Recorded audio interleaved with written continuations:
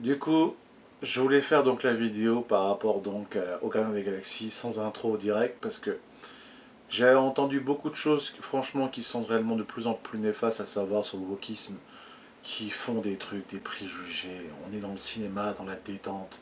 Alors, juste avant de parler du film, il y a des gens qui sont choqués parce qu'ils considèrent que le Peggy ne correspond pas, qu'il y a de la violence animale, qu'il y a des trucs. Arrêtez, franchement. C'est comme refaire les livres. Vous voulez refaire les histoires, mais arrêtez d'être vraiment des attardés, vraiment des personnes qui n'ont pas de voir la différence entre la réalité et la virtualité. Et surtout qu'il faut, dans des histoires, il faut qu'il y ait des choses. C'est pas le monde des bisounours. Il y a un moment, ces gens-là, c'est frustré de la vie, faut arrêter avec ça.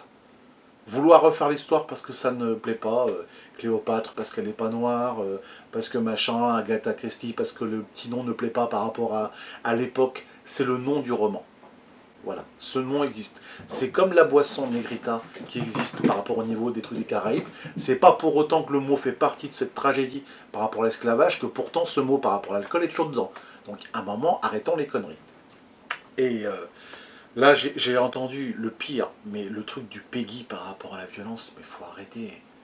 Faut arrêter, quoi. Le truc, on avait le Peggy 10, Peggy 12, machin. Maintenant, on va mettre un Peggy 13. Et il faut arrêter aussi un petit peu le délire.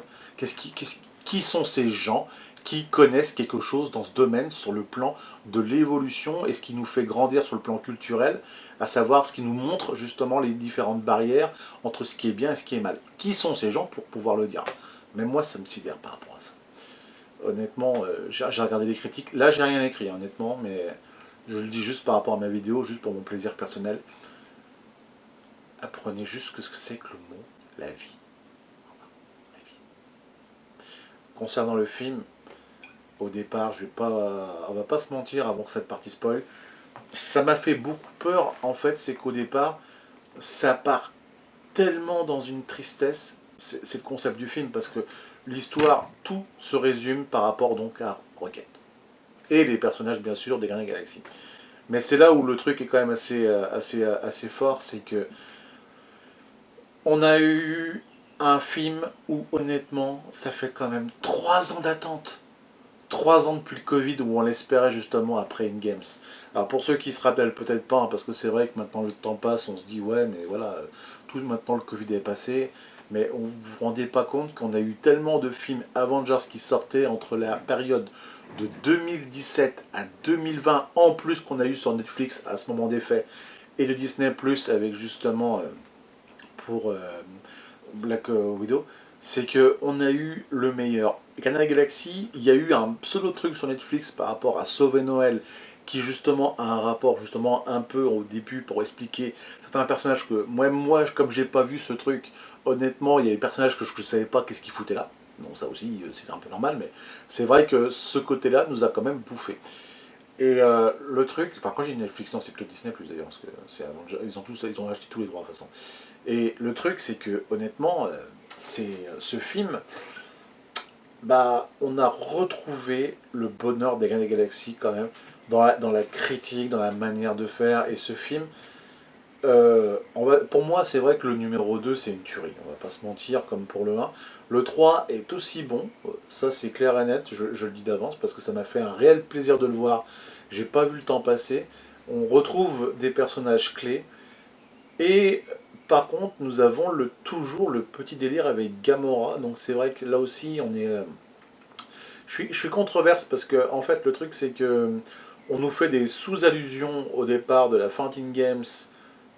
Et là, on repart à zéro. Donc c'est vrai que Gamora, on voit que le personnage, ils ont eu du mal à le placer dans le produit pour pouvoir nous le mettre. Et c'était très très dur. Donc je comprends en même temps la difficulté du réalisateur de se dire putain mais qu'est-ce qu'on va faire pour que ça puisse remarcher avec Gamora, parce que du coup elle est censée ne plus les connaître.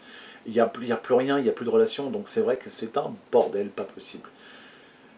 Alors les personnages des Gardiens de la Galaxie par contre, alors franchement, entre Nebula et Mantis, oh putain, et c'était un délire. Alors les sketchs, franchement, à ce niveau-là du film, mais qu'est-ce que j'ai explosé de rigoler avec...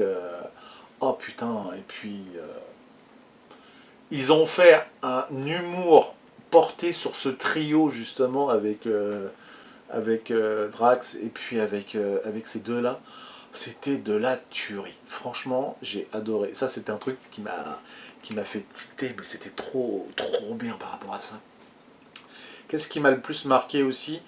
C'est un peu l'évolution aussi de Star-Lord, parce que du coup, au départ, c'est le mec s'était pourtant remis de la disparition de Gamora, et tu le vois alcoolisé comme pas possible, alors que ça fait le mauvais effet de Thor quand, après qu'il ait vaincu Thanos, il se bourre la gueule comme sur Endgame, c'est qu'il a complètement le bidon, sauf que bien sûr, là, Star-Lord ne l'a pas, mais que en fait, au départ, il est complètement pété de la lune comme c'est pas possible. Ça, c'était magistral. Et qu'est-ce qu'on a eu d'autre? Parce que il y a un petit clin d'œil. Alors celui-là, je le dirai dans la partie spoil. Mais qu'est-ce que ça a fait du bien de le revoir ce moment-là. C'était. Alors celui-là aussi, ça méritait pour les puristes des Grand Galaxy. C'était magistral. J'ai vu le film il y a de ça quelques temps. Alors c'est vrai que j'ai pas le fait sur l'instant T parce que j'avais beaucoup de trucs à faire et je voulais le sortir parce que je voulais vraiment y mettre beaucoup de cœur par rapport à ça. Alors, juste avant de faire le spoil, on fait quand même la base de l'histoire. Rocket est le personnage principal par rapport à son histoire passée, par rapport à ce qu'il est, sa conception, sa création. Et honnêtement, dans l'histoire, honnêtement, si t'es pas vraiment, si t'es un mec sensible ou une femme sensible, tu chiales. Honnêtement, t'as un petit côté, t'as la grosse larme à l'heure. Tu sais ce qui va se passer dans un sens, mais tu te dis c'est tellement éprouvant parce que du coup, c'est trop mignon quelque part, mais c'est d'une souffrance. Et c'est ça qui fait la pureté de ce genre de film, c'est que c'est pas à la fois candide, mais c'est à la fois humain, et surtout, tu as le bon et le mauvais. Parce que pour qu'il y ait une histoire, il faut un méchant et il faut une tragédie. Et là, tu l'as, mais du A à Z, c'est magistral. Du coup, sur la partie, donc, no spoil, les Gardiens des Galaxies sont reconnus, ils sont tranquillement installés. Le seul truc qui m'a fait flipper, je vais pas vous mentir, c'est que normalement, dans la Galaxy, du 1 au 2, on avait une putain de bande-son dès au départ pour montrer le côté joyeux, délire, tous les sons des années 90. Et là, les 15 minutes m'ont fait flipper. Parce que je vois le côté sinistre, triste. Je me suis dit, mais le mec il s'est tiré une balle dans le pied, qu'est-ce qui se passe? Parce que j'ai peur, moi, pendant un quart d'heure, en fait. Le film dure peut-être 2h, 2h10. Mais alors, franchement, le premier quart d'heure, je l'ai senti, je l'ai vu, je me suis dit, putain, faites que ce soit pas ce que j'espère. Faites qu'ils n'ont pas fait Strange 2, Thor Lander. Faites que putain l'action soit bonne, quoi. Et en fait, ils m'ont donné, ils ont fait que, ouais. Après les 15 minutes, tout décolle. Mais tu pars comme ça, à la vitesse de la lumière. Tu restes scotché sur ton fauteuil à te fendre la poire et avec le reste. En gros, c'est vrai que ça change un peu la marque de Kang Galaxy, mais alors quand tu le subis et que tu le vois, là t'es comme ça, tu te dis, mais putain, c'était bon. C'est ça qu'on aime voir quand on voit les personnages de Marvel depuis presque 13 ans d'affilée, 13 ans qu'on voit des belles histoires. Maintenant, celui-là, il m'a fait plaisir. Pour Ant-Man 3, pour la petite parenthèse, tout le monde lui chie dessus, moi je l'ai adoré. Franchement, ça m'a fait plaisir de voir Ant-Man respecter le personnage de Ant-Man, justement. Mais après, chacun son point de vue, toujours pareil par rapport aux critiques, donc là on peut rien dire. Mais dans les Gardiens des Galaxies 3, quand le rythme est reparti, tu vois donc l'équipe qui va essayer de faire quelque chose, parce que du coup, Rocket va être gravement blessé. C'est le sujet de tout le film. Celui qui a construit, qui a fait que ce petit raccoon, ce raton laveur qui parle est super intelligent, veut posséder son cerveau pour ses créations. C'est le sujet. Maintenant sur la partie spoil complet. Au bout de ce quart d'heure, donc du coup, ils se font donc attaquer et pour sauver Rocket, il est reprogrammé. En fait, on t'apprend qu'à travers son petit corps, il a un mécanisme qui a été créé qui le gère, le cœur et compagnie. Et il faut un code, il faut une clé pour pouvoir le soigner.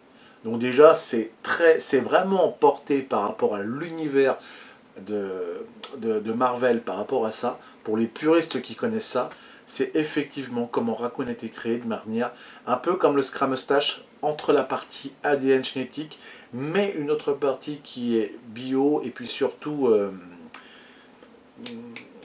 numérique. Si on pourrait dire ça comme ça. Super intelligence. C'est ce qui montre que dans cette équipe, c'est lui qui est pratiquement le super géo-trouve-tout, de tout créer, tout construire. Ce mec a un QI qui dépasse l'entendement humain. Hein. On est au-delà des 200-300 QI. Hein. C'est au-delà qu'Einstein. Le mec, il peut tout faire d'un claquement de doigts. Et du coup, le rôle des personnages de vouloir le sauver, ils vont faire une mission pour pouvoir donc aller à travers donc là où se trouve ce fameux créateur pour essayer de récupérer. Et on tombe sur des sketchs où ils font de l'infiltration avec Mantis et avec Drax. Mais franchement, j'étais mort de rire. Nebula, qui a le rôle, on pourrait presque dire la seconde copine de Star-Lord, franchement, où à un moment on a l'impression qu'en fait c'est elle sa meuf, mais c'est plus Gamora. Mais même ça, c'était vraiment, c'était mais hallucinant cette transition de trucs. Et c'est marrant parce que du coup, il y avait un peu une rivalité Gamora légèrement avec Nebula. Et là où j'ai le plus aimé, c'est qu'en fait, au fur et à mesure, on retrouve Gamora. Et là où ça va par contre gêner, c'est que juste avant la fin du film, c'est qu'on aurait pu penser que ça aurait pu repartir comme pour les Gardiens des Galaxies 1-2, la vraie relation justement Star-Lord avec Gamora. Mais ça, on y reviendra bien plus tard par rapport à la vidéo. Donc par rapport au truc de Netflix, Disney+, par rapport à ce truc de sauver Noël avec Gardiens des Galaxies, on a le chien russe. Donc, alors celle-là, je la connaissais pas. Donc j'avoue que quand je l'ai vu, je me suis dit, c'est là où j'ai tilté qu'on m'avait parlé de ce truc-là et je comprends pourquoi il y a ce personnage. Et il y avait celui qui était fan de Yondu, l'un de ces gars qui est toujours avec les Galaxy, qui a pris la crête et qui essaie de faire ça avec sa flèche. Il est maladroit comme pas possible. Il arrive à le faire bouger, enfin, avec la truc qui bouge. Et alors, ce fameux clin d'œil que je parlais, c'est le spoil. Il y a un moment dans une des batailles où justement ils vont se battre ensemble, c'est que il y a le clin d'œil, tu vois Yondu devant toi qui lui dit avec le cœur petit, avec le cœur. Et là il y arrive enfin. Ça, je le dis maintenant, mais quand je l'ai vu, ça dure 15-20 secondes cette scène, mais c'était tellement, c'était bon de le voir. On sait qu'il est mort malheureusement, que voilà, mais c'était un personnage qu'on avait adoré dans le 1 et le 2 parce qu'il était humain, il avait une manière d'être. Et c'était vraiment un perso ultra stylé qui était Yondu. Donc ça, c'était magistral. Je m'appelle Groot. Vers la fin du film, lui aussi, j'ai oublié de le spoiler, on l'entend parler une phrase, le petit Groot, le gros Groot qui nous sort « Je vous aime aussi ». C'est la seule fois où justement, Vin Diesel qui est sa voix haut va enfin dire une phrase. Ça paraît dingue parce qu'en fait le mec il a juste dit je m'appelle Groot en anglais pendant tout le long et voilà. Et Gamora aussi qui, alors, elle fait des trucs complètement dingues, mais au fur et à mesure tu vois que c'est beau à en reparler parce que quelque part c'est une magie d'un personnage qu'on a réussi, je dis bien réellement, à ressusciter par rapport à ce que les spectateurs voulaient d'elle. Cette manière de la mettre comme dans le 1, je trouvais que c'était super bien accompli. Franchement, pour la réal, franchement, la tuerie du scénar, c'était une tuerie. Donc du coup, le délire aussi, c'est que après tout ça, pour essayer de pouvoir sauver Rocket, donc cette mission d'infiltration, pour trouver les codes, trouver ce putain de méchant pour lui foutre sur la gueule pour pouvoir libérer Rocket, qui est toujours dans le coma, tu apprends des tas de choses sur Rocket. C'est que du coup, comme il a été créé comme une bête sauvage, qui a été donc mis avec des animaux transformés comme lui. Mais tu te dis forcément que ces animaux vont y rester parce que il est le seul survivant, vu que c'était déjà évadé une fois. Donc ses amis, on n'en parle jamais, donc tu sais très bien qu'ils étaient déjà morts. Mais ils sont tout mignons, et c'est ça aussi avec la petite loutre et avec les petits bras en métal, avec le reste. Putain, mais t'as le cœur qui fond quand tu vois ça. Il arrive à essayer de les libérer, et quand tu vois cette espèce de porc de créateur qui vient pour les buter, Rocket est tellement désemparé et Furax qu'avec ses simples petites griffes, et ça on le voit qu'à la fin, il l'a tellement meurtri qu'il a réussi à lui arracher le visage. Il m'a fait penser au méchant de Captain America avec la gueule complètement brûlée et compagnie, quoi. C'était, franchement, c'était bon. C'était vraiment bon pour cette partie-là. Le plus, ce qui m'a marqué aussi, c'est que quand enfin ils arrivent enfin à sauver Rocket et qu'ils essaient de se sauver, ils arrivent à sauver. En plus de ça, ils créent des mondes en essayant de faire des espèces développées et quand il en a marre, il les efface. C'est vraiment de la perfidie et surtout le côté psychopathe de vouloir refaire et refaire. Donc c'est ça qui est intéressant avec ce Marvel, c'est qu'on n'est pas dans un côté gneugneux et c'est pour ça que par rapport à ce côté que je disais au début de la vidéo, le moins de 13 ans, mais c'est du contenu que je considère à la fois enfantin et adulte, parce que il faut faire la part des choses. Ok, tu peux le signaler pour dire aux parents, ok, d'attendre qu'ils aient plus de 10 ans, 12 ans pour pouvoir le voir. Je dis pas le contraire par rapport à ça. Mais il y a un moment, c'est que ce genre de film, les Marvel, on va pas se mentir, je crois même que même de In-Games à Infinity, il y a un -10 ou il y a quelque chose, je crois, hein, si je dis pas de conneries, il n'est pas marqué tout public. Mais c'est ce genre de film qui fait rêver les gamins, parce que honnêtement, c'est le genre de truc qui te marque. Le nombre de films de Marvel qu'on a pu voir, honnêtement, à part deux trois bouses dessus, tu le regardes, tu te fais plaisir. J'ai montré à l'une de mes nièces, qui était la moins âgée quand on avait fait pour Gangas et tout ça, quand elle avait encore 9 10 ans, elle n'a pas été traumatisée et compagnie, au contraire, elle était comme une folle en train de dire encore, encore, encore, tellement c'était trop bon. Et c'est ça, justement. Alors par contre, je le dis tout de suite parce que pour à la fin du générique, on sait qu'on va avoir un quatrième Gardien des Galaxies. On sait qu'il va y avoir un autre truc prévu, ou uniquement Star-Lord, ou bon, bah voilà. Ça, je ne spoil pas sur ça parce que je laisse ça pour des gros fans qui vont encore peut-être le voir encore en salle. Mais alors, franchement, c'était un bonheur. J'ai vraiment pas les mots parce qu'en fait, l'histoire, je la fais courte à travers tout ça parce que j'ai envie de me dire. C'est comme une boisson. Du début à la fin, tu le prends, tu salives, tu te dis. C'est le genre de film que tu voulais tout le temps avoir avant la coupure du Covid. Et on retrouve Marvel au fur et à mesure de l'œuvre de Stan Lee. Parce que franchement, moi j'y ai pris un plaisir pas possible. Et celui-là, honnêtement, je le prends en Blu-ray, il n'y a pas photo. Parce que c'est vraiment le genre de film qui mérite dans le côté. Je ne le prendrai pas en VOD. Là, je le veux vraiment en format physique et après je mettrai sur mon as. Mais c'était la magie Stanley, tu vois, que j'avais l'impression que je revivais bien par rapport à tout ça. Franchement, j'espère que l'avenir me donnera raison par rapport à ce truc. Le seul truc aussi que je pourrais dire, c'est que honnêtement, je crois qu'ils n'ont jamais autant aussi bien travaillé les personnages des Gardiens de la Galaxie depuis le 2. Parce que là, vraiment, tout est accentué par rapport à ça.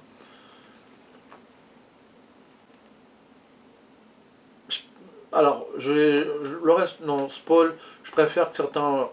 Peut-être en parlerai beaucoup mieux que moi parce que c'est vrai que ça m'a fait un gros bien de pouvoir le dire.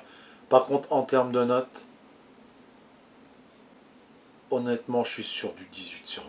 Franchement, le 4,5 sur 5, je pourrais même presque dire le 5 sur 5 parce qu'honnêtement, je le reverrai avec le même kiff, le même plaisir. À part les 15 minutes, parce que forcément, mais c'est un style qui m'a fait peur, mais honnêtement, si je le revois, je pense qu'il passerait crème. C'était franchement un super Marvel que je conseille de voir et que honnêtement, que ce soit en famille ou en solo, c'est le genre de film que tu peux te regarder en te faisant plaisir. Merci à vous.